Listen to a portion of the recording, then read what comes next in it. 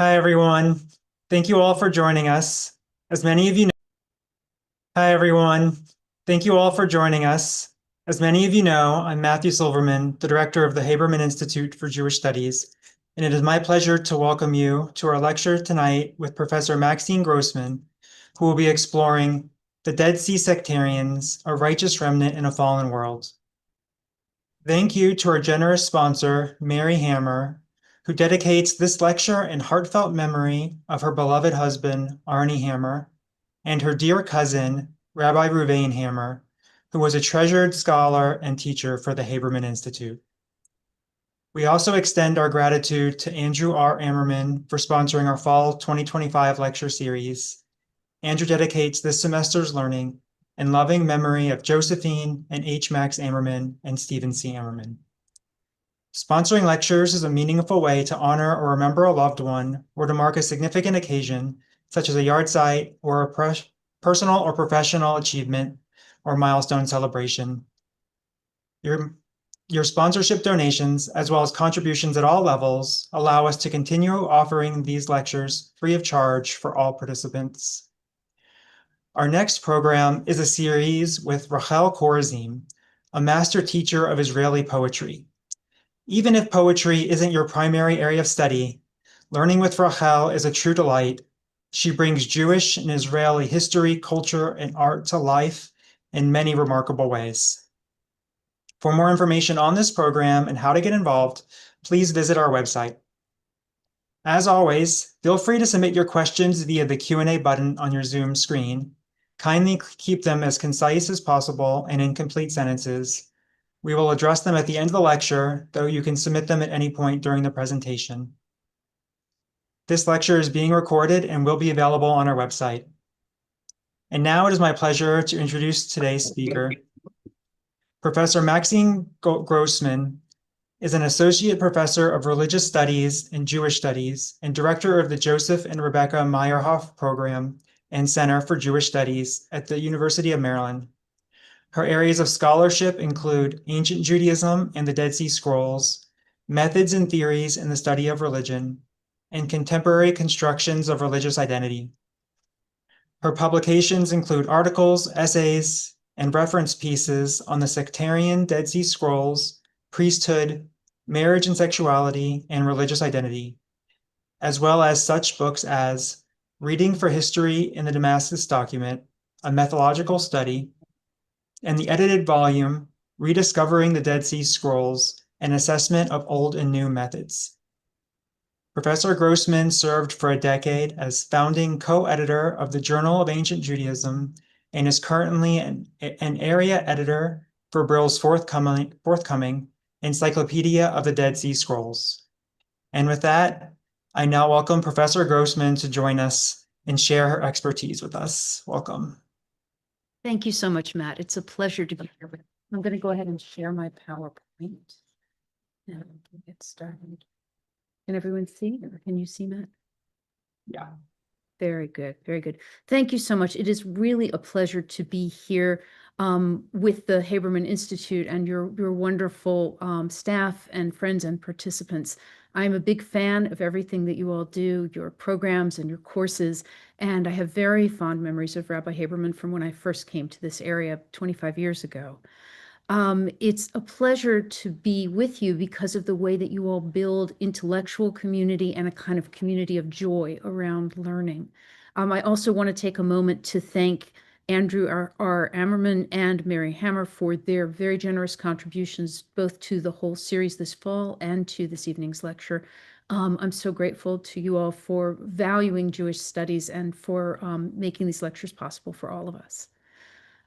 My topic today is the Dead Sea Sectarians, a righteous remnant in a fallen world. I think you'll see that that is an aspirational title. That is who they thought they were. I'm not sure it's necessarily what we're going to say about them by the time we get to the end of the evening. It's always a pleasure to talk about the scrolls, not only because I've spent so much time working on them myself, but because I think they have a kind of intrinsic fascination. And I know that the people who are here at this talk are here not only because you're interested in the scrolls, but because you probably already know a lot about them. And so you're here to take my spin on what they have to tell us. I'm betting that you all know or are very familiar with the story of the missing goat and the dog and the boy going in search of his goat and throwing the rocks in the cave. And you probably all know the stories of the first discoveries from Cave 1, a set of 7 scrolls that all seem to point to a community that's very concerned about end times. And then from there, the discovery of more scrolls, more caves, and more scrolls, eventually a total of 11 caves and well over 900 manuscripts. Again, I'm sure you know about the way that the scrolls have contributed to our understanding of biblical studies. And some of you, it sounds like, have done a lot of work on the Book of Jubilees. It sounds like there was a wonderful class on that. And the Book of Jubilees is important as a backdrop to what we do because it presents us with an understanding of Scripture and an understanding of the history of Israel that's very specific and targeted. So when I talk about these Dead Sea sectarians, I hope you'll keep in mind that they not only have the Jewish Bible as a backdrop to their thought process, but they also have the Jewish Bible as understood through the lens of the Book of Jubilees, which means that they have particular understandings of all of the patriarchs and matriarchs. They feel sort of close to them in terms of their values, and they share a set of legal traditions that are interwoven into Scripture and into the stories of Scripture as Jubilees presents it.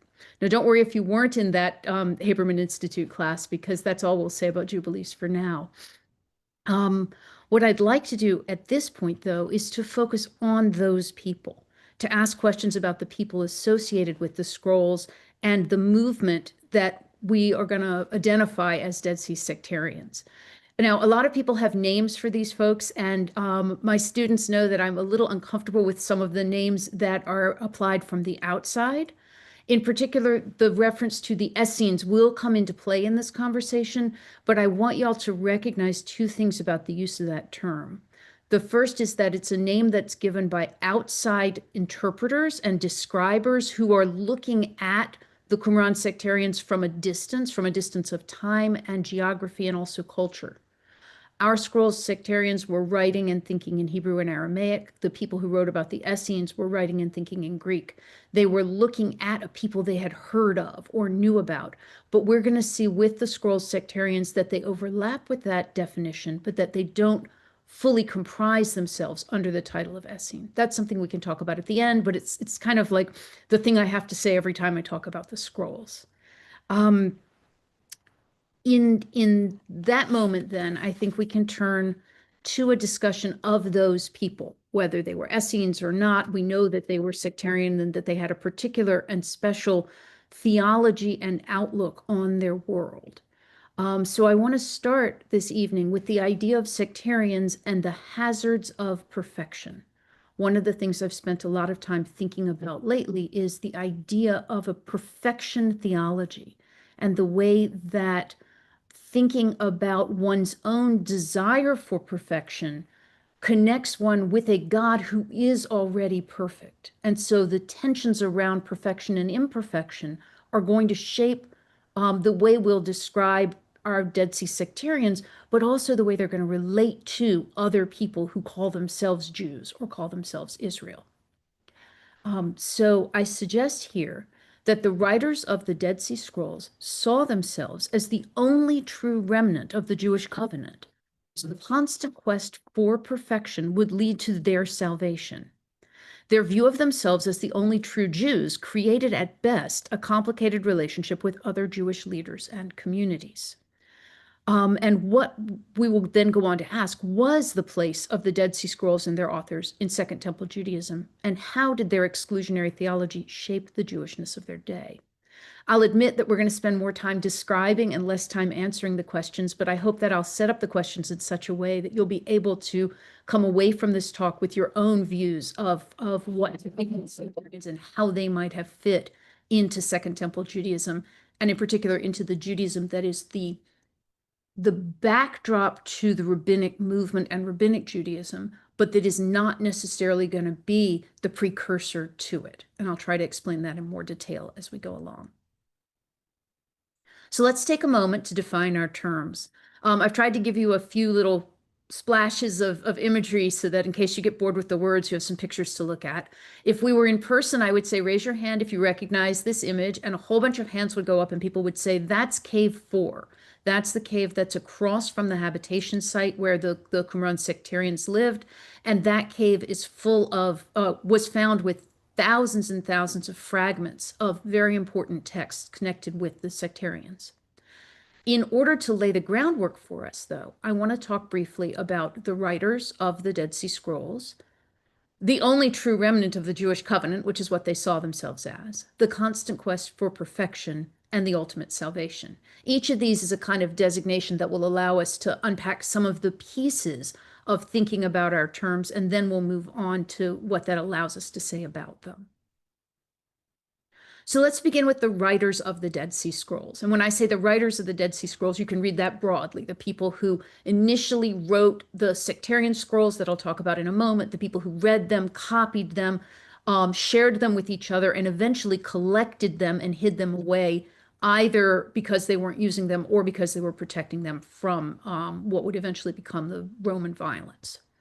So when we talk about the writers of the Dead Sea Scrolls, I'd like us to be thinking about people who were connected in groups with one another, and that those groups formed movements. And the movement of sectarian Judaism in the Second Temple period was a kind of internally diverse and complicated set of groups. And people might have passed from one group into another, or they might have found a group they liked and stuck with it. But there are a couple groups in particular that we have a lot of evidence for. Please forgive me for saying a lot of evidence. If any of you study modern Judaism, you know this is a tiny bit of evidence, but it's a tiny bit of a lot of evidence because it's what we have. Scholars of antiquity have data envy when it comes to thinking about modern times and how to understand Jewish history. So I want to take just a second to talk about two different groups for whom we have evidence from the scrolls. The groups are related to each other in their theology. They use a lot of the same language, but not all of the same language. They probably knew each other, and like I said, they may have people may have passed from one group into the other. And you've probably heard of both of these groups, even though you may not have heard of them by name. The first group I want to reference calls itself the Yachad, the collective, the community. And the members of the Yachad understood themselves as attempting to achieve individual perfection as a collective. You've probably heard of the community rule. It's one of those 7 texts from the first cave of Qumran, and it's the one that really, really looks Essene-ish, if you will. It's full of rules and regulations that sound a lot like what Josephus talked about when he described these people. Rules and regulations that include the need for somebody to be studying Torah every night, the need for people to band together. You come and you join the group and you're in a kind of test mode for a long time. It's a sort of a 2-year process. You have a year of testing and then a second year of testing. If you do finally get accepted into the group, you not only get to participate in food and drink and partaking of ritual baths so that you're rendered materially pure, but you also know that your spiritual purity will be maybe not guaranteed, but something that at least puts you in the right starting place for it. The community rule brings together people who are going to share their possessions as well as their views and beliefs. They are going to ideally be organized in formal order under priests and Levites, and they're very structured, and the whole structure is set up in very biblical terms. And the little passage that I have at the bottom of the screen is from the Cave One Community Rule. And it's talking about all those who come into the council of the Yachad. So it's either the grouping within the Yachad or the group of the Yachad itself come into the covenant of God before all the volunteers. Now, this is going to make a lot more sense when we come to the end of the conversation, but the things that you will notice here is that there's a lot of movement inward going on, that this is probably a document for people who are individually joining up. They're mitnidavim, they're volunteers to this covenant. So one of the things we can say about the Yachad is it's connected with individuals, and these individuals are joining up. In a second, we'll see another group that seems to work in a slightly different way. Within the Yachad, we have references to Zadokite priests and Israelites, and this has led some people to think of the community associated with the Yachad as a priestly community. I don't think that it's ever been thought of as only containing priests. It's always been priests and other people, priests and Levites and Israelites, something like that. But there's a sense of priestliness about them. They are aspiring to the kind of ritual purity and the kind of moral purity that they associate with the priesthood of Zadokite priests, and that they see as a failure in the pseudo priests who are operating in Jerusalem and who aren't even Zadokite in their background. They might even be Hasmonean, and they're not good. They're messing up. And they're messing up a lot in very specific ways. So the members of the Yachad, the members of the community, are the first group that we're going to talk about here. Connected with them, we have wonderful texts, including a massive scroll of Thanksgiving hymns, a wonderful in the 19th century sense war scroll, which is full of wonders and is also supposed to be terrifying and awe-inspiring. And a number of other texts that show that this group is waiting for the end times, is very committed to their collective practices, is very committed to their purity and their perfection. Now, alongside this collected material, what's sometimes called the Serech material, because it's the order, or the Yachad material, we have material that doesn't use that word. It doesn't talk about its group as a Yachad. It talks about an Edah, a congregation. And it's interesting because this text, the Damascus document, doesn't have a lot of other supplementary texts with it in the way that the Yachad does. It does overlap a lot in terms of the quest for perfection, the emphasis on scripture, the commitment to a story of an Israel who have failed again and again and again, and who are only now going to be redeemed. And unlike the community rule, which does not reference marriage or families, in fact, it rejects those things because it's about individuals joining a group. The Damascus document seems to be the text for people who might have grown up inside, the children of the congregation. It has information on how you bring your kids up and what they're supposed to learn and how they become members of the group. So it is important to note that the community rule and the Damascus document overlap with each other, that they share a theology, but that they seem to reflect either different social tendencies. This is the one you need if you're joining the group, and this is the one you need if you've been there all along, or possibly that they reflect a difference in terms of whether people are living as families or not. And we can talk about family life versus individual celibacy. Even the married families are living in a very sexually constrained way. So there's no kind of rabbinic sort of marriage mode here.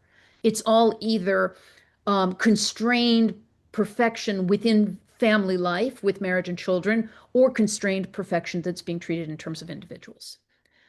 This is the moment when I would say, are there any questions? But Matt, do we have any questions yet, or no? There's one person who just asked if you want to talk about the approximate dates of these groups a little bit. Oh, thank you so much. I probably should have done that to begin with. When I say Second Temple period, I'm really talking about the later Second Temple period, so the time up to the destruction of the temple in 70 CE. Until recently, we talked about the Dead Sea Scrolls in terms of about 100 BCE through 68 or 70 CE. Some recent scholarship on scrolls manuscripts suggests that we need to think of the community and the Edah as older than that, and possibly go back to old views of around, say, 150 BCE to like 70 CE. I apologize. I sort of took that for granted, and that is not quite appropriate. Thank you for giving me that clarification. So those are the people we're talking about, and we're going to talk a little bit more about them in terms of their individual and collective identity, but I want to move on to talk about their theology first. I never thought I would talk about theology. It's something that is not necessarily my strong suit, but I discovered that historical theology is very, very interesting. So we might ask each other, what do you believe? But I get more excited when we ask, what do they believe? So our sectarians, and I will eventually explain what I mean by the term sectarian, but our sectarians, particularly in the context of the stories told in the Damascus document, emphasize not only the notion of God's covenant with Israel, but a kind of stacked understanding that all the covenants with Israel are one covenant, which is to say, we know from Bereshit, we know that God made a covenant with Abraham. We know that we talk about the covenants of Abraham, Isaac, and Jacob. We know that when Moses leads the Israelites out of Egypt in the Exodus, that there is a new covenant that's formed, that's a national covenant, a collective covenant. And when the writers of the Damascus document or the people of the Adah are talking about their relationship, they frame themselves as participants in the covenant. And in fact, they frame it as the covenant with the first ones. You have here a line from the Damascus document from one of the medieval manuscripts, because there are two medieval manuscripts of that text, that in his remembering the covenant with the first ones, God created a remainder, allowed a remainder to remain of the people of Israel. So the covenant with the first ones is language that the Damascus document uses first to talk about the patriarchs and to talk about Moses and the children of Israel, but then also to talk about the founders of their group. So what happens again is it rolls back over itself so that you as a member of this group are a part of this group because God remembered the founders of your group, just as God remembered Moses, just as God remembered the children of Israel and the patriarchs and matriarchs. So there's a kind of theological claim here that's very, very big. It's not a small scale claim. And the idea that they are the remnant of Israel means that there was Israel's transgressions, there was an exile, there was maybe a return, but what's really happened is everyone who was part of Israel is no more, except for them. I think this gives you another piece of information if you're thinking about the relationship of our friends, the Covenanters, or the sectarians to the rest of Israel. Matt, may I ask you if there are other questions that would be clarifying? Or other stuff that if is There's someone's point. a couple of questions. I mean, one person just asked, I mean, how many people were in the group? Ah, And okay. So the rest we can hold. yeah, we can. Yeah. In terms of asking how many people were in the movement, we're kind of at a loss. I can tell you that the outside writers who wrote about the people they called Essenes used the number 4,000, which I think may translate to a whole bunch. If we're talking about the people who were actually at Qumran, the site itself is a habitation site, and there's not that kind of room for people there. There's been calculations made 3 or 4 different ways that suggest 150, 200 people could be there at one time, but that would be pretty packed full. So I think the best way to think about it is a movement of small Jewish groups. The text suggests that if you have 10 or more or 12 or more, you have to do certain things. So groups of maybe, I don't know, I think like a college professor, 10 to 40 people, and they gather together at certain times and places. To say there were 4,000 is not actually a number, but it does translate to a bunch of people, but in no way the majority. So let's stick with that for the moment. And I want to take just a second to talk about the constant quest for perfection, both because it's really interesting and also because it gives us another piece to hold on to when we think about these sectarians. One of the things that I've found in reading the scrolls is that there is a constant sense that God is perfect, that God manifests perfection, and that God would really like for all the good people to be perfect, but they never will be because they're not divine. The goal is to be as perfect as the angels. It's kind of an asymptotic relationship. If you think of it mathematically, you can get very close to perfection, but you can't get all the way there. Now, there are lots of ways you can try to attain perfection. And for our sectarians, some of those ways were more effective than others.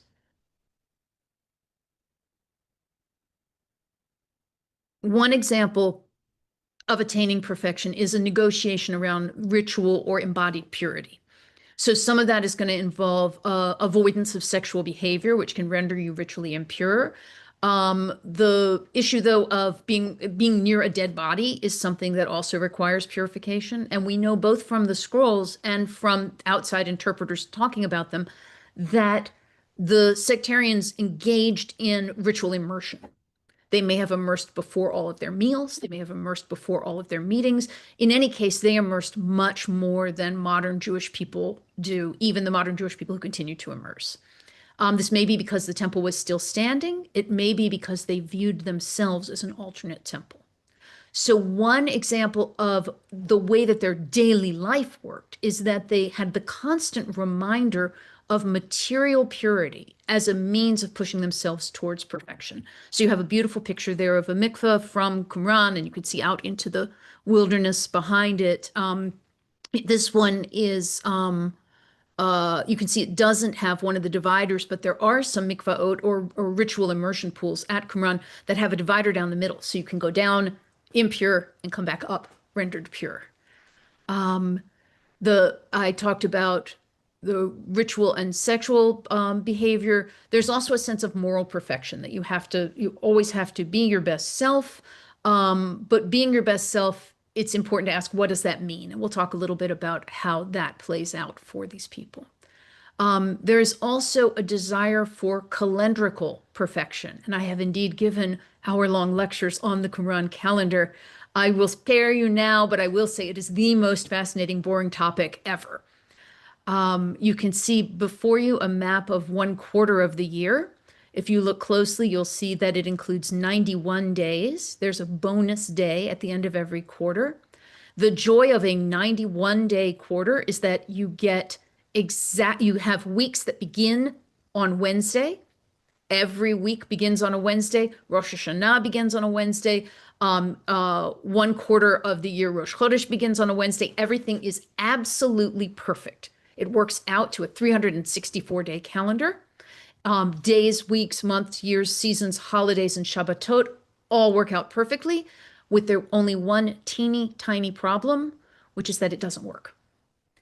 You lose a day and a quarter every year, and before you know it, your whole calendar is slipped, and the holidays aren't at the right time, and you can't offer the right sacrifice. But they did understand why this was. It was because of sinfulness. If people hadn't been so sinful, if people had been as perfect as their calendar, if they had been as perfect as their ritual baths, then this would be perfect as well. So the aspiration for perfection brings with it tension, perhaps within the group, and certainly with respect to outsiders. And all of this is supposed to lead to their salvation. Now, I will tell you honestly, I hope you enjoy this slide image. I wanted something that conveyed the final battle between light and darkness, and I am pleased to provide you here with a view of free apocalyptic battle scene photo. I assume it is not a photo taken at the actual apocalyptic battle, but in any case, it's what you can imagine. The wicked are erased, the good are all purified, and it's important to keep in mind that up until this time, even the people destined to be saved are not in themselves perfect. And in fact, the perfection process is going to involve all of their imperfections being ripped out from within them. So we're not talking about a gentle transition here, but there was a belief that perfection and salvation in the end times were possible, even as they were very dangerous and very precarious.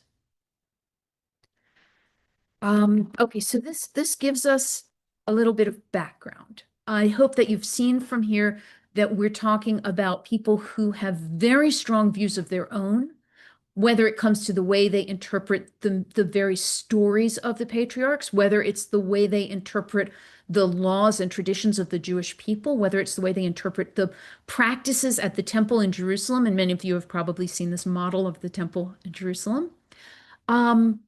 But this is a good place to shift over and ask a little bit about how all of those qualities put them in relation with the many, many, many more people of Israel whom they did not deem Israel, the many, many more Jews who they thought should not inherit the Jewish covenant with God. Again, Matt, I'll just stop and ask, are there any information questions? I think you're good at the moment. One of the next questions was actually the relationship between the groups. So I think you're right on with, Excellent, yep. excellent. Yeah. And I do appreciate people asking me to clarify things because sometimes it feels so familiar to me that I figure everyone has, spent their whole lives thinking about this stuff. So let's pivot. Let's get to the second of the 3 points that I thought we would look at, the relationship to fellow Jews. Um, we've got this high stakes dynamic. We've got this perfectionism issue. We've got this response to a shared tradition. And we can say now that this movement, this group of communities and congregations and practitioners who may have even disagreed amongst themselves, nevertheless viewed themselves as the only true Jews. And it created, at best, a complicated relationship with other Jewish leaders and other Jewish communities. Um, One of the problems that we have with thinking about this, though, has to do with how we frame that relationship. Are we talking about separation? Are we talking about a split, a division, an alienation, an isolation? And what kinds of relationships might be possible in light of that kind of split or schism? The place where I'd like to start with this is going to be thinking about how individuals engage. But I then want to talk about how individuals function within a group and how the group functions with the larger Jewish world. So I want to think a little bit about um, how these views might have shaped the way a person could behave or would want to behave. Again, first individually, then within the group, and then in a larger way. So individually speaking, we do have language that tells us a little bit about what you can and can't do, or what you should and should not want to do when it comes to your interactions. So, for example, how are you supposed to manage living in a world with people who don't agree with you and are wrong, which is where they found themselves? And you have kind of two different views on how that might play out. We can ask the question, did the sectarians discuss religion with outsiders? Did they try to convince others of their views? Were they either proselytizing or haranguing, or were they just keeping themselves to themselves? And the answer, as I think we will find for a lot of the things we're going to talk about this evening, is yes. Yes, they did all of those things. We have the text that you have in front of you on the top right is a piece of 4Q Miksat Ma'aseh Torah, a few words of Torah, which is written. Some people say it's a real letter that was written to describe, to tell the people in Jerusalem what they're doing wrong. I suspect it may be a literary letter written to say what they would have said if they had written to those people, but possibly written as a reminder of what was said. But in MMT, you get this statement about we do this and y'all do that. And we think you're wrong because you do this thing. And it's all about temple practices. It's all about ritual purity. It's all about offering sacrifice. It's all about the things the priests do. And so the text very much reads like a statement of what the group thinks is right, or what an individual it's actually an individual in the group thinks is right, and that the other people should get their act together and maybe make some changes. So, on the one hand, you have either an argument for reaching out to others or a memory of a time when someone did reach out to others. One of the leaders of the group, and some of my colleagues would even say the teacher of righteousness, who's one of the founding memorialized leaders of the group. On the flip side, though, you have in the community rule, that text we talked about in column 10, a blunt statement that says that you're not supposed to argue with the men of perdition, meaning don't do it, don't go out there and argue, don't engage in that kind of behavior. Now, it's very tempting to read these things together with one another and to say that, and to create a whole narrative so that you could say, well, once upon a time, the leaders of the group tried to negotiate with these people in Jerusalem and it all ended really badly. And therefore, they say, don't negotiate with those people. Don't argue with the men of perdition. And that's one possible rendering. Another possible rendering, which feels very Jewish to me, is that people were constantly fighting about whether or not they should be fighting with people outside the group. so that at minimum, you have this tension that says either do argue with people who disagree with us or don't argue with people who disagree with us. So that's one form of relationship. Another form of relationship that we might encounter has to do with everyday life. Because whatever we say about these sectarians, we know that some of them lived in small groups. Some of them may have lived in Jerusalem. They may have lived in the Galilee. They're imagined as living kind of all over the place. And in that case, if you're a really small group, you may need to buy some of your stuff, or you may need to travel to go visit some of your kinsfolk, your spiritual kinsfolk. So you may find yourself interacting with other people. And it raises the question of what kinds of everyday activities were permitted or forbidden, and how did that play out?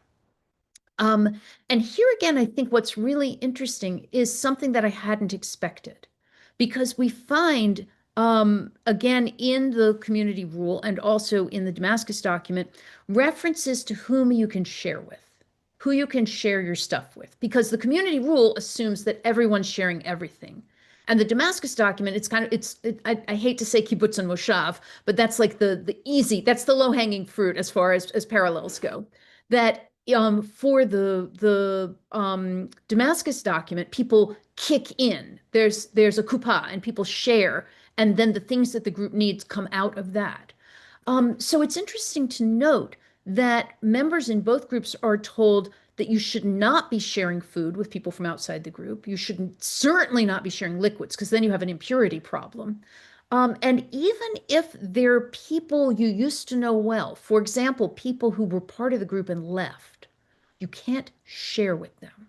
And there's this wonderful line from the community rule from column 5 that says, if somebody leaves the group, well, first of all, there's a kind of dead to me sense. You're dead to me. You're just not part of my group.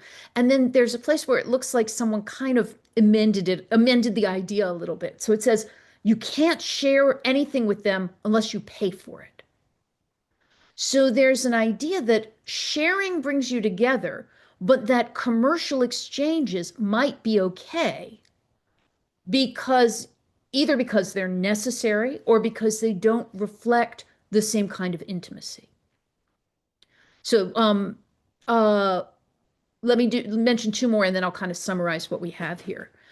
In terms of family ties, I think I've mentioned enough times that the Damascus document assumes a family of origin, but the community rule does not. The community rule doesn't make reference. There's one poetic reference to a human being as son of woman. But that's really, really a poetic reference. And other than that, it doesn't say anything about when you leave your parents, or if you were ever married, or now that you've come and joined and there are people you've left behind. It's kind of like you're fully formed when you come to this group, and the group is your everything. And I think that plays out equally in what happens when a participant leaves the movement. Dead to me, as I said.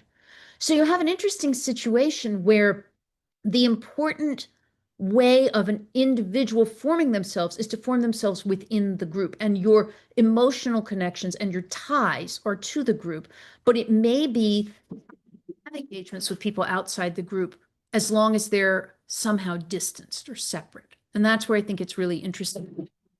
You can't take something from someone, but you can buy it. It's a decrease in intimacy. It's a rejection of intimacy. Let's see how we're doing for time. Okay. I won't go on for too much longer, but I want to talk for just a second about identity formation within the movement. So we've got this idea of the perfection and the idea of the end times and all this intensity. And now we've got this notion of separation from the group. And I want to introduce the idea of tension as a sociological concept. Tension in this sense does not have to do with one's internal experience, but with degree of difference from the mainstream.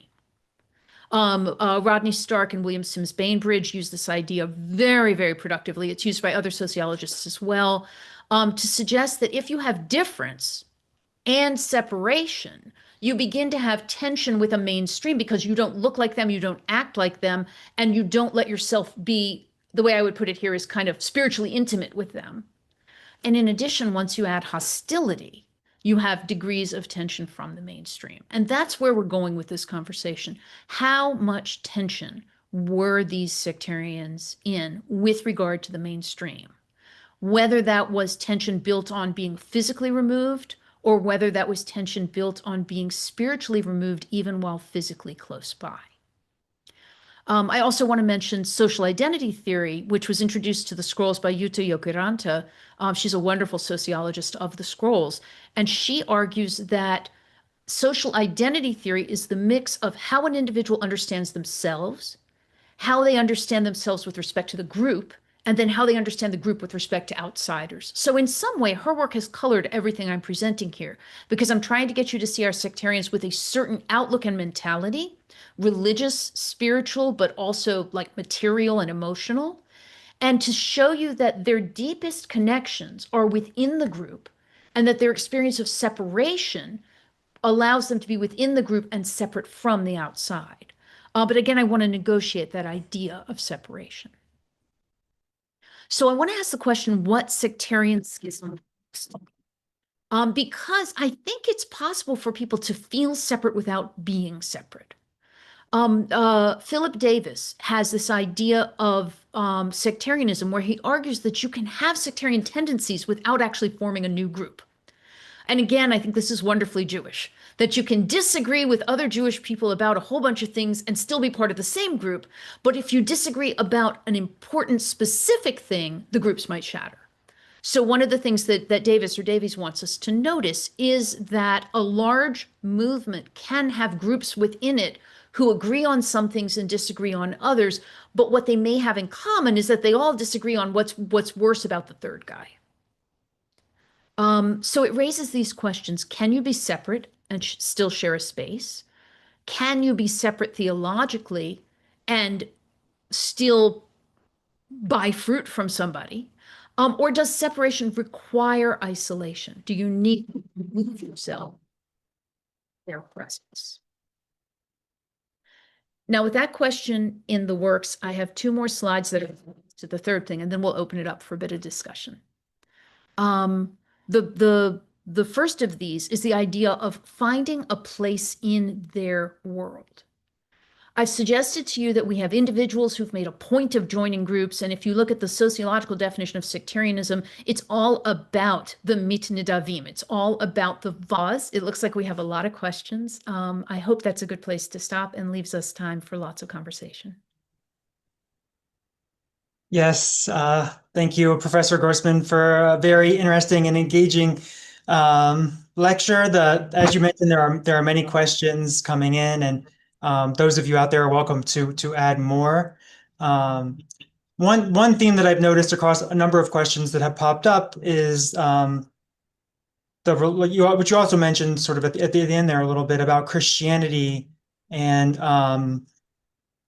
there's a number of different questions. Somebody asked about John the Baptist, maybe being familiar with the Dead Sea sect.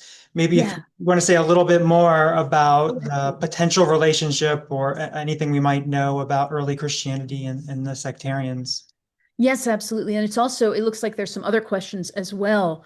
I think that one of the things we see, I mean, we have to be fair here. We have to, you notice that I kind of quoted all my scholars and I gave them credit.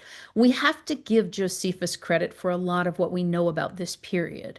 And we know what he thought was interesting. So he's really interested in all the different groups and are they similar to like the Greek philosophical clubs or are they different? But we know from him that there were a lot of different movements and claims going on in this period. And we frankly know from Tanakh and from the texts that were not included in the Tanakh that people's minds were directed in lots of different ways. So if you think about the Ketuvim, if you think about the last books of the Jewish Bible, and if you think about the books that were collected in the Apocrypha, which are in some Christian Bibles, but which were really written by Jews, then you know that Jewish people in this day, some of them were waiting for the end times. Some of them were writing poetry. Some of them were saying, get it together, get a job, make your parents proud. That's wisdom literature.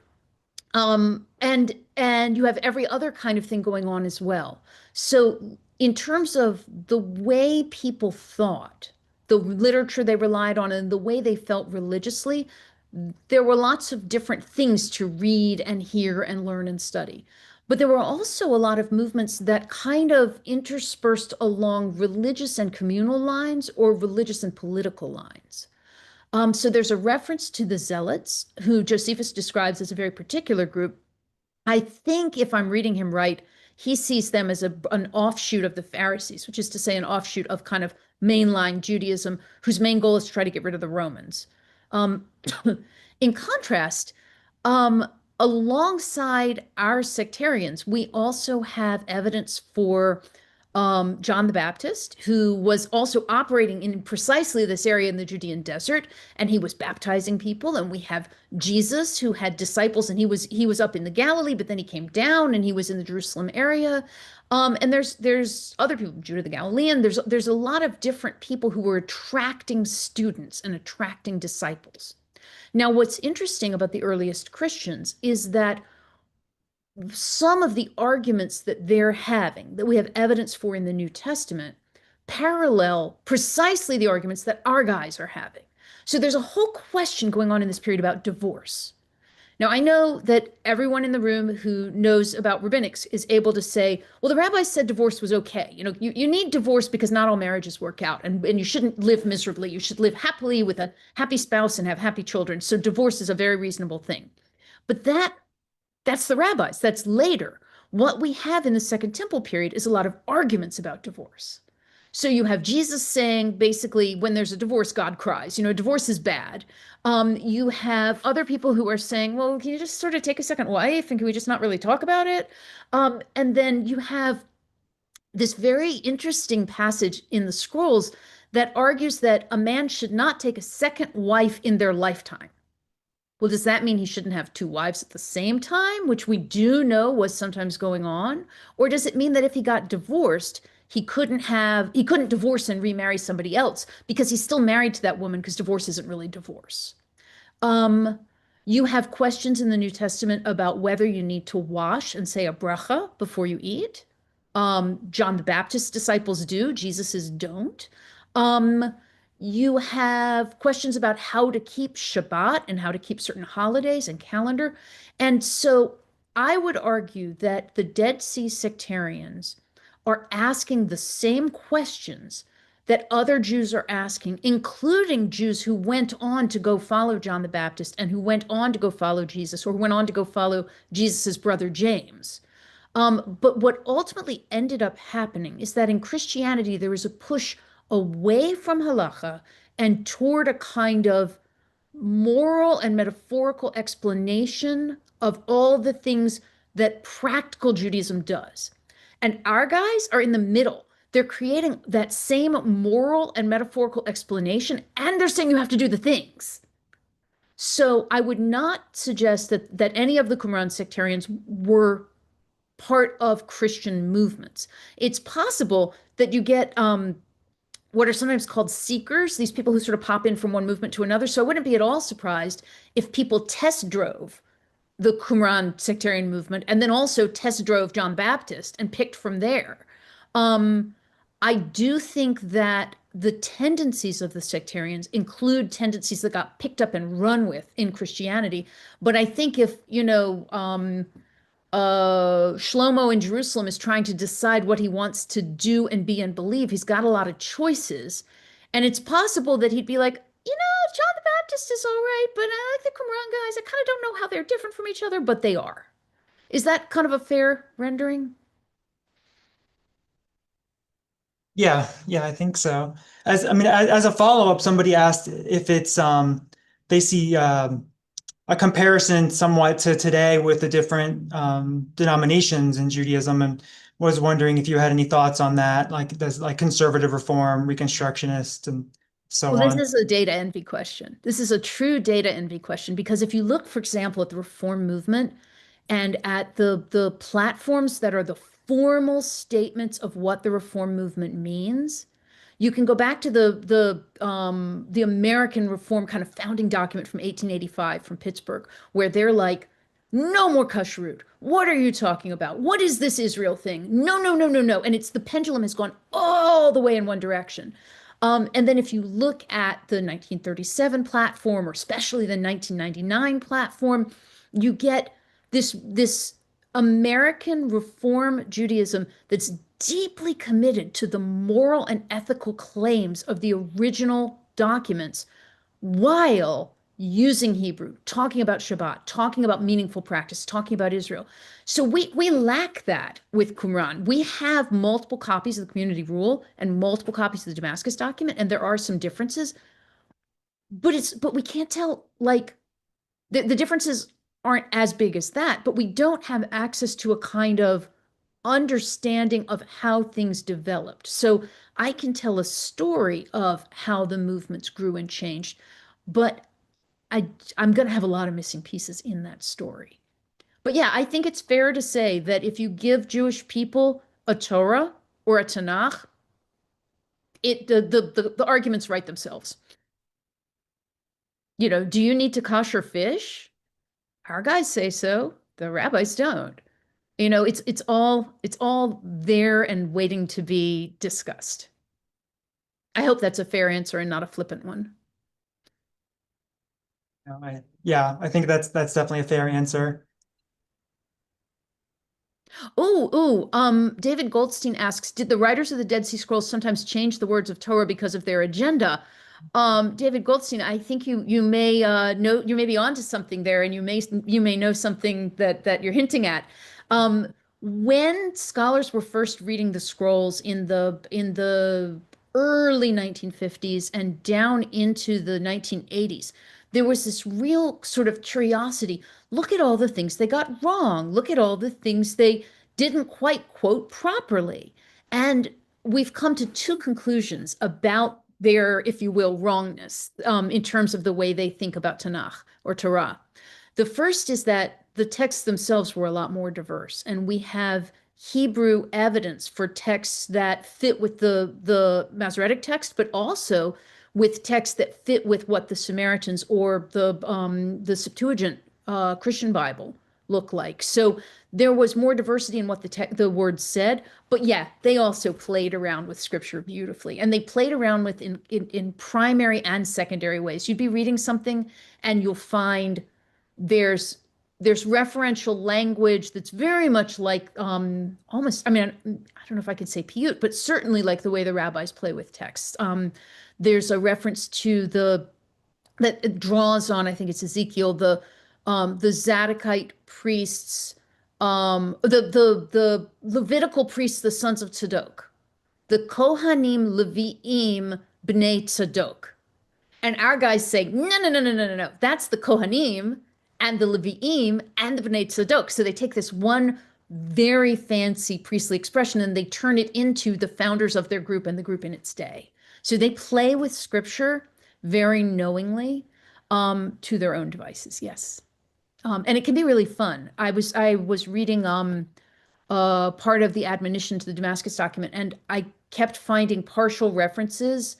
And actually, there's a wonderful book by a guy named Campbell where he pulls out all the biblical references in the Damascus document. And you go back and look, and I just kept encountering passages where a line or two later there would be a reference to cattle or cows.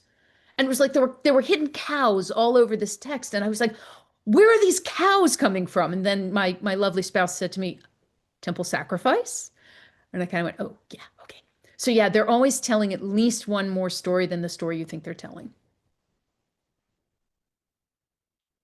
Art Hessel asks if Cave 4 was like a Geniza, and that's entirely possible, and it's possible in two ways. We know that Cave 4 was in two portions, and it apparently got trashed in antiquity. It's not clear whether that was a kind of natural disaster or whether that was the action of somebody destroying it. But it's possible that the scrolls from Cave 4 were already fragmentary because it was a place where people had been storing damaged materials or materials that were gonna be put away somewhere. There's a very, very interesting book by Hartmut Stegemann where he talks about how the different caves might have been for different things. And I think that's really, really neat. And I think Cave 1 is especially important because if you know the story about the scrolls jars with the linen and the lids, that's predominantly in Cave 1. And that stuff was preserved really, really well. And that stuff supports the Essene hypothesis. So what you and the Cave One community rule is the longest, and it sort of combines all the pieces of earlier traditions. So it's kind of like a master version of it. And I like to think that someone somewhere was like, this is our PR. We're getting our version of this argument, and it's right here. And they had tremendous success between 1948 and 1991. So kudos to the Cave One folks. And then Cave Four caught up. Shelby Shapiro asks if I've been on site. I have had the pleasure to go to Qumran several times, including the summer that my younger brother got married, and I was permitted to schlep my family out there and give them a guided tour. So yes, I am a big fan. It's been fascinating to see how the site has changed, not materially, but in terms of how it's presented. When I was there in the 1980s, there were labels like scriptorium and refectory, which really, really leaned into the perception of this as a celibate, almost Christian Jewish monastery. And then when I was there more recently, there were much more neutral signs, but there was also a lot of Jewish Christian swag in the gift shop. And the movie, the tourist movie that you watched, pretty much implied that John the Baptist hung out there. So yeah, we definitely see different kinds of framing over time in the site itself. Matt, did you identify any questions that you found especially exciting? There's, Oh, oh, I'm sorry. Yes. oh no, you go. Yeah. Okay. Sarah Brooks asks where the living water comes from in these mikvaot, and that is an excellent question because it is dry. It is a desert. There are dry riverbeds, wadis all around. The Qumran site itself is built on a plateau, and it slopes off on the sides, and there's a wadi in between the site and Cave 4. But if any of you have been in the Judean desert in the winter or in the rainy season, you probably know that you get these massive just dumps of rain and flooding, and it's sort of shocking. And we suspect that what happened is that when there was there's a kind of water course that runs through the site, and then a whole bunch of mikvaot. And some of the mikvaot are so large that it's probably wiser to think of them as reservoirs with one section cut off for a mikvah and the rest of it is just, we need water. So in the wintertime, the water would come down the mountain. There's a kind of containment basin kind of thing. It's basically like a huge sandbox on the edge of the site, and the water would pour through there. The silt would ideally drop out. The water would pass along the plastered channels, fill these reservoirs and mikvaot. There's one giant round one that's from much earlier, that's probably from the Israelite period, and then all the rest are these rectangular ones. And then scholars say they probably covered them. They were probably kept covered so you didn't have as much of a problem with evaporation. So yeah, when we say living water, it's living, but it may have been murky. It may have been there for the better part of a year by the time you're going into it. So we can talk about how ritual purity is not the same thing as physical cleanness, although they're both attempts to get towards perfection. Bill Halpern asks if the strain in relationships with the outside Jewish community ever broke out into violence. And I don't have evidence for that, but I do have two very interesting comments on that. I love to not answer a question in a content-rich way. Um, uh, the first is that the War Scroll, which is found from Cave One, and so it's one of these other Yachad type texts, imagines cataclysmic violence. It imagines the violence at the end times, that my wonderful little picture of a war kind of thing. And it imagines that that violence is going to take place between the remnant of Israel and everybody that Israel's ever been in a fight with. So all of the going back to the Canaanites and going back to the Amalekites, anybody who was ever in conflict with Israel, there's going to be this battle, and it's going to be the Yachad and the angels on their side, and then the bad guys and the angels on their side, and the angel Belial or Beliar is going to be their leader, and they're going to go back and forth, and it's a kind of choreographed battle. So it's a kind of imagined violence that's very intense, but that we don't have any evidence that it's like a product of real events. However, we do have a story from one of the commentary texts, the Pesher texts, that talks about a fight between the teacher of righteousness, who's kind of one of the founding imagined figures of the Scrolls community, and someone who's called the Wicked Priest. A lot of ink has been spilled on which of the Hasmoneans the Wicked Priest is, or whether it's a reference to all of them in sequence, or whatever it may be. We know that there is a sense of the priesthood in Jerusalem as not only flawed and failing, but as the enemy of our people. And there's a story that's told about how the wicked priest came out to the place where the teacher of righteousness was to yell at him and torment him on his Yom Kippur.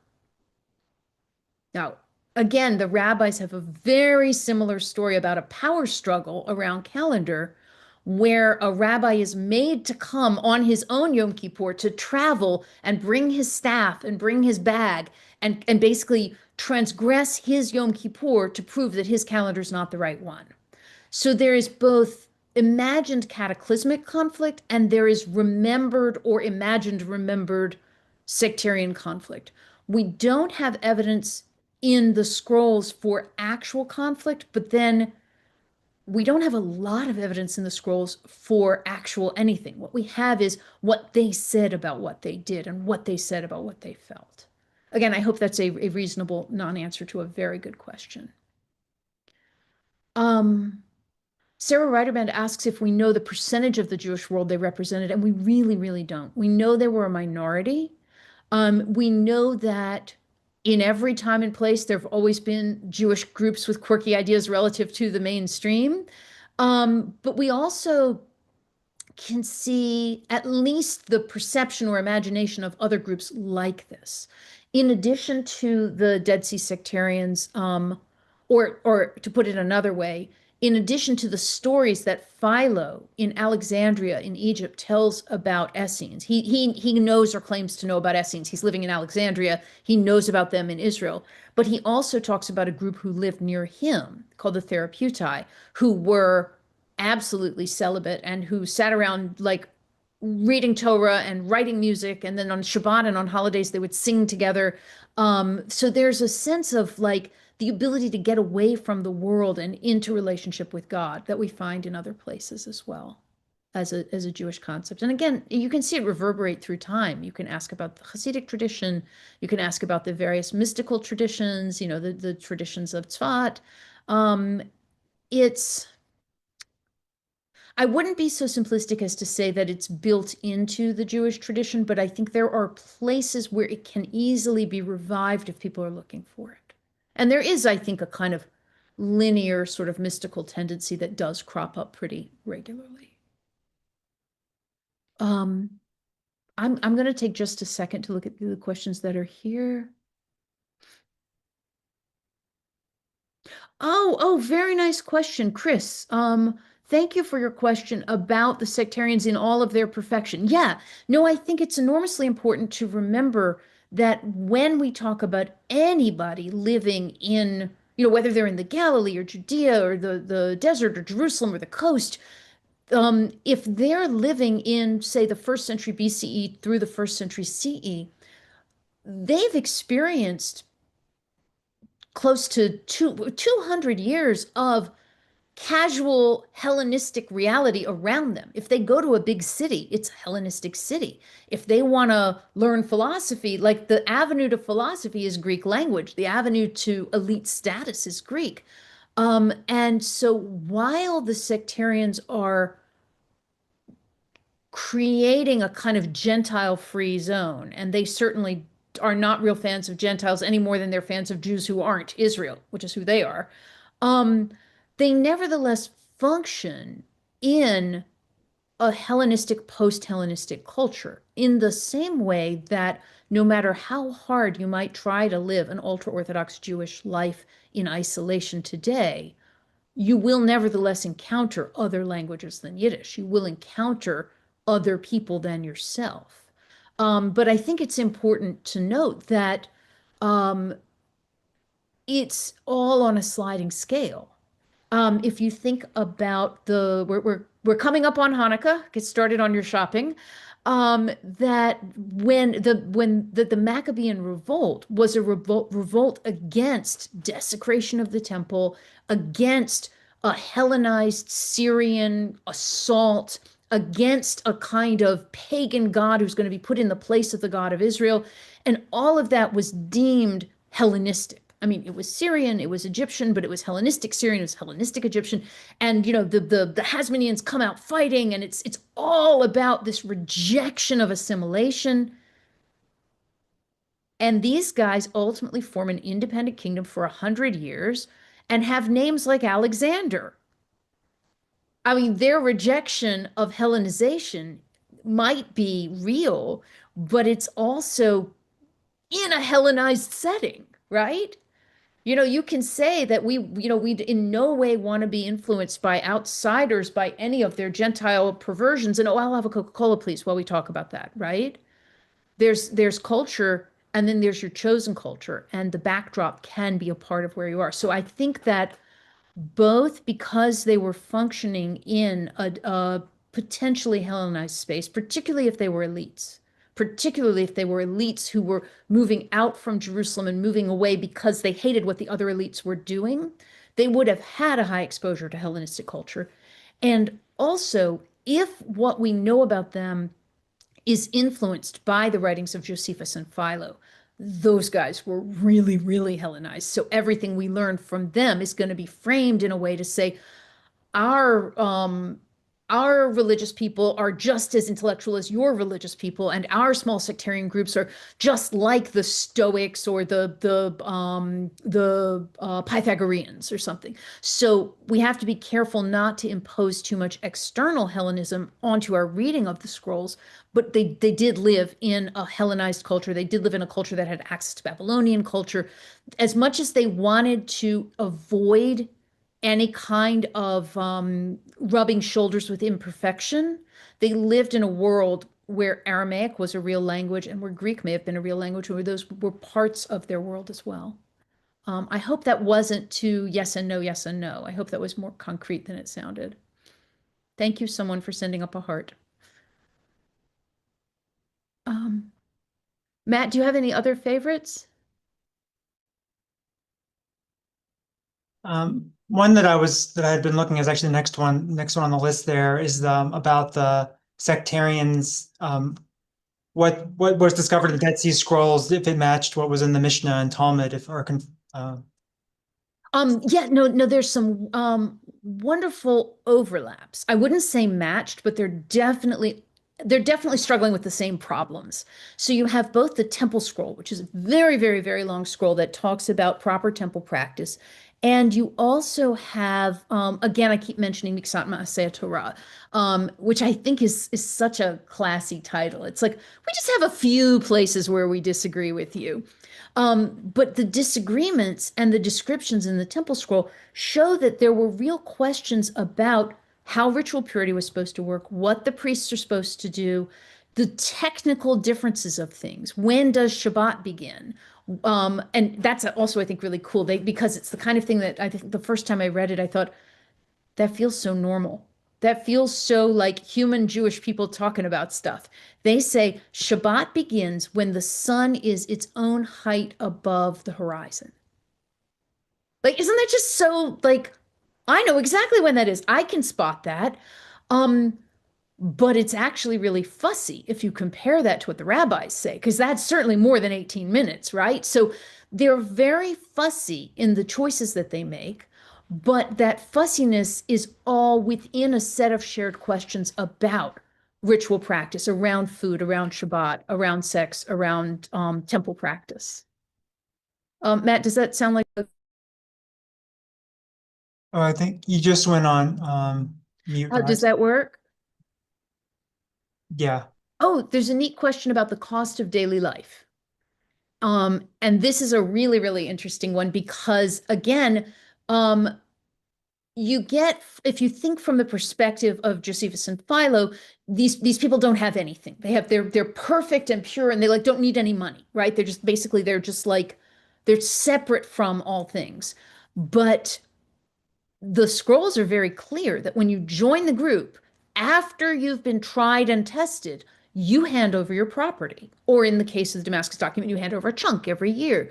But if we think particularly about the Serach HaYachad, the Yachad community, they've got everything that people handed over. So on the one hand, some of the scrolls that we have that are in a different handwriting or that seem to have a different tradition, they may have been part of people's treasures that they brought when they joined in.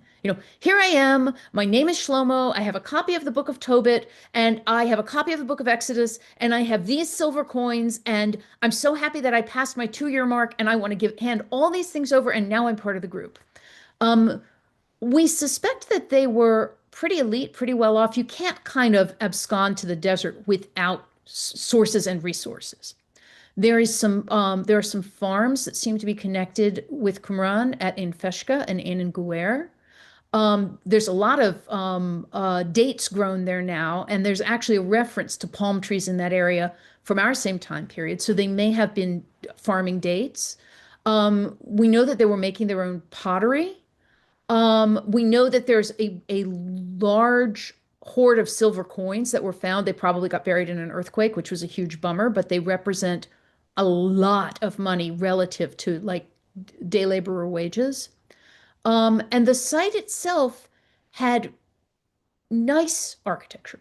Not fancy. We're not talking Herod here. And it's not even high fancy. It's like nice. And then there was an earthquake on the site and it was rebuilt and it was fine, but it was no longer nice, if that makes sense. So a couple of columns in the first build, the columns didn't get put back up again after the earthquake. A very nice collection of silver coins that got lost. So we're probably talking about people who did buy and sell from strangers and who did probably receive hand to hand from other members of their gang.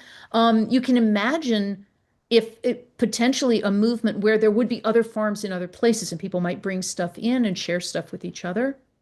But I do think it's necessary to think of them as at least, if not elite, then just below elite status, because you can't do this stuff without resources.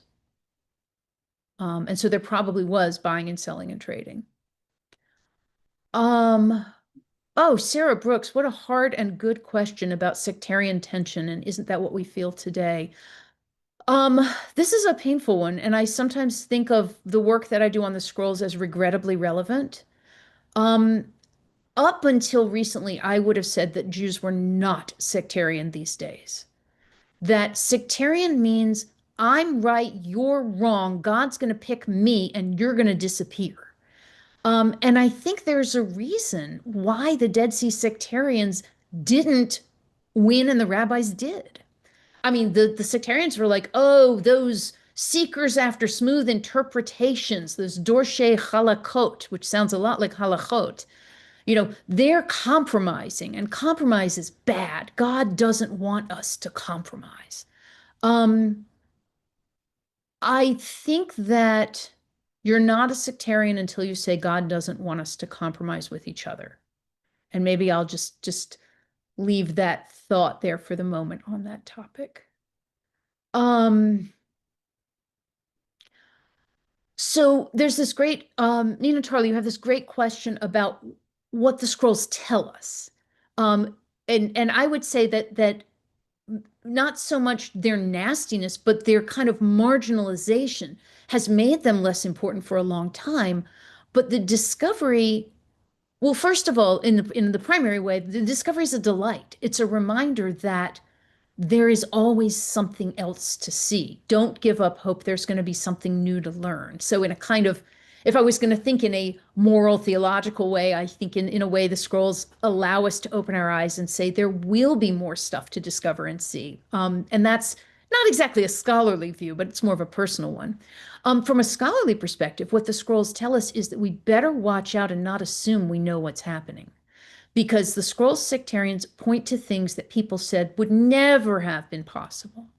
For example, they need their people to be perfect, right? So if their people need to be perfect, they can't have suspicion. Suspicion is deadly to perfection. So they tinker with the rules of witnesses. The rabbis say you got to have 2 witnesses. They're like, you know what? If you've got one witness and then the guy does it again and you got a second witness, 1 + 1 is 2. Kick him out. Because they're so strict, they have to let women serve as witnesses around certain things. It's usually around people's sexual behavior, which is kind of a bummer. It would be nice if they were, observing whether someone was, offering a sacrifice properly. But I think the scrolls remind us that Judaism is a lot more complicated and that there's a lot more possibility in our past than we ever thought could be. So yeah, I think there's a tremendous amount to gain from understanding the things that these people did. Even as they said, we're right and you're wrong, they said it in very interesting ways that help us to understand some of the complexities of Jewish practice, Jewish law, and also like why people read Tanakh. They really, really cared about their tradition. They really believed it mattered. And they're kind of a reminder that it's worth reading those things, that there's something to gain from them. Um, can I talk about the Book of Jubilees? Yeah, sure. Okay. I love the Book of Jubilees. Hold on just 1 second. I'll be right.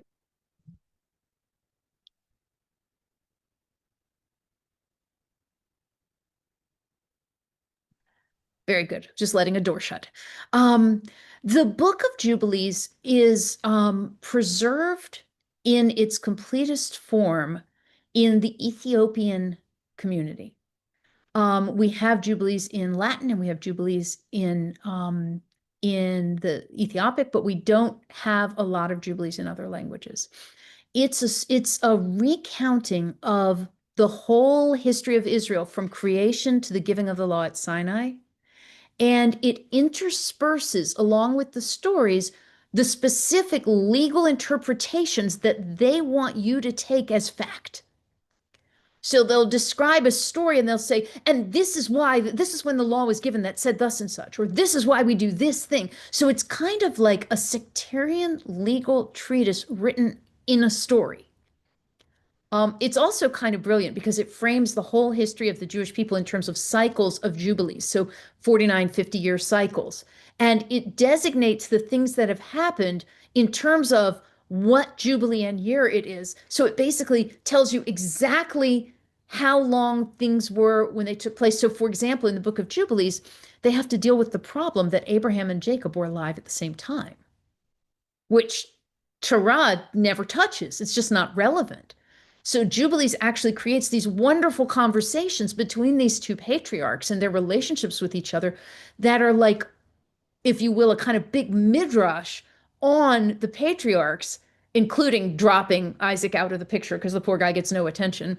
But Jubilees is this wonderful example of simultaneously scriptural interpretation, humanization of heritage, and insistence on a particular legal and calendrical practice. It's a very convincing text in that way.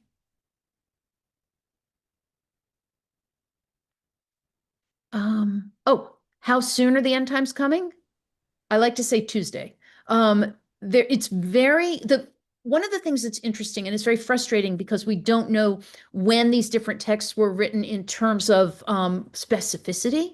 So, like for example, if I told you that somebody said something about Israel in 2020, or somebody said something about Israel on October 8th of 2023, those are radically different contexts for whatever that person might say about Israel. And we don't have that granularity with the scrolls. We don't have that specificity. So it's a lot of guessing. But within that context, you have places where they say, the end times are coming. You better get right with God. And then they say, the end times are coming. It's almost time to get right with God. And then you have texts that say, can't get right with God anymore. You're just toast. So we do know that there's internal movement, but we already have in the canonical Jewish Bible that same kind of stuff going on in the book of Daniel. If you look at the last few chapters of the book of Daniel, it tells you how many days it's going to be until everything wraps up, but it gives you two different predictions. So there's a kind of tinkering. And what's really kind of wild, to take us way off the subject, is in the 19th century in the US, in the 1840s, during the era of the Great Disappointment, There were Christians who read the book of Daniel and they read the Christian book of Revelation, and they charted when the world was going to end, possibly just like our sectarians, certainly just like the book of Daniel and Revelation. And they were waiting. They were waiting at Pesach in 1843, and they waited again and again and again, and they kept being disappointed. Which I think is a reminder that our dear sectarians were probably disappointed as well, unless they viewed the Roman conquest as the end of the world, in which case it might have been. We have, I mean, we only have a few minutes left. I don't know. You can check out if you see another question there that you're interested in, or if you have some kind of summary thoughts that you would like to leave us with. Lovely. I would actually just taking. Oh, a quick question about messianic views. When the scrolls were first discovered, and again, our friends who loaded up Cave One, had a high priority to think about messianism. They were expecting an end times Messiah who was going to come. The people were going to be saved, and there's a very clear narrative when you look at that. And because those scrolls represented the larger knowledge of the Dead Sea Scrolls, again, up into the early 90s, there was a long history of thinking about the scroll sectarians as messianic and as proto-Christian. But a lot of the material from Cave 4 was really halachic. And a lot of that material was like, this is what they should be doing in the temple, and this is how we should be keeping our holidays. And it was much more kind of on the ground materially Jewish. And again, I think you can see some kind of an internal schism between those two traditions, even among the scrolls sectarians. People don't talk about the messianic expectations with the scrolls as much anymore. There's still plenty to read about that. But I think that the point I'd like to make in wrapping up is that for all that these truly sectarian people really believed that they were it and nobody else was going to be saved but them, in making those very exclusionary claims, they provide evidence for a truly dynamic moment in the history of the Jewish people and the history of Israel, when questions were being asked and answered from the perspective of practical wisdom, but also from the perspective of poetry, and also from the perspective of throwing yourself to God and asking God to save you. There was a lot of just trying to get by, and there were a lot of people who were trying to do better. And I think that the scrolls are one of the other things they gave us is, on the one hand, this narrow story of this very exclusionary group, but on the other hand, a lot of evidence for how complicated, dynamic, and vibrant Jewish history, culture, and community were in this very period. And that might be a nice place to stop. Yes, thank you. I think that's a beautiful way to end the program. And so thank you once again for sharing all your expertise and tackling all these excellent questions from everyone out there. So I'm sure everyone really enjoyed your learning with you and this evening together. So. Thank you so much. It's been a lovely opportunity.